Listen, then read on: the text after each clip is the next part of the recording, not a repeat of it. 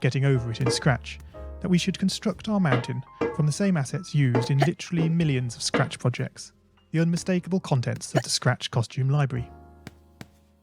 Unlike Unity or Unreal, Scratch does not provide you with a built-in physics or 3D rendering engine. There's no state-of-the-art debugger, you can't even pause your scripts. We are forced to program old school.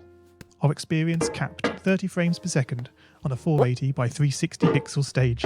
But these very restrictions force us to experiment, to think out of the box, to grow as developers as we become masters of all things Scratch. And let's not forget, what we lack in technology, we make up for in community. This fantastic bunch of budding software engineers, building, learning, creating, playing, remixing, as diverse a group of people as the very Scratch assets we now so skillfully attempt to ascend. The act of climbing, in the digital world or in the real world, has certain essential properties that give the game its flavour. No amount of forward progress is guaranteed. When you start getting over it, you're standing next to a dead tree, which blocks the way to the entire rest of the game. You prod and poke at it, exploring the limits of your reach and strength, trying to find a way up. When starting a new Scratch project, that initial blank slate is both refreshing and at times a little scary.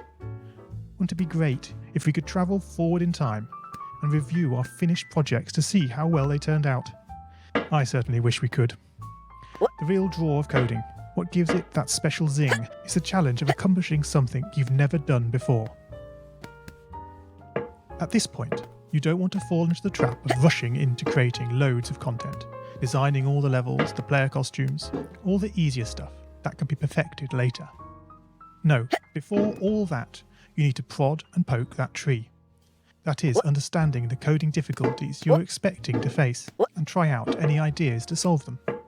You may not be able to time travel, but at least this way you can get a good idea of how well your project is likely to go, and potentially save yourself a lot of time. This project began life a couple of months ago as 3 simple scripts: the player, hammer, and level. I spent no time on the art, just using ScratchGat and a few rectangles drawn in the sprite editor. The scripts for the player quickly mocked up in a similar fashion to those I teach on my YouTube channel. With the hammer I had to improvise because I'd never done anything quite like that before, and boy did I prod and poke at those scripts. What I had imagined and the results I was achieving were hard to reconcile. The hammer and the player sprites would get stuck in the walls and ground, shake and jiggle and clip up to the top of the screen. Worst of all, when I tried the bread and butter action of lifting the player up upon the hammer, any tiny movement would throw the player into a crazy up and down motion as if bouncing upon a possessed pogo stick.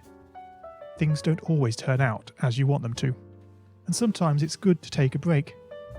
So, for the time being, I shelved the project, letting it slowly slip down the list of unshared projects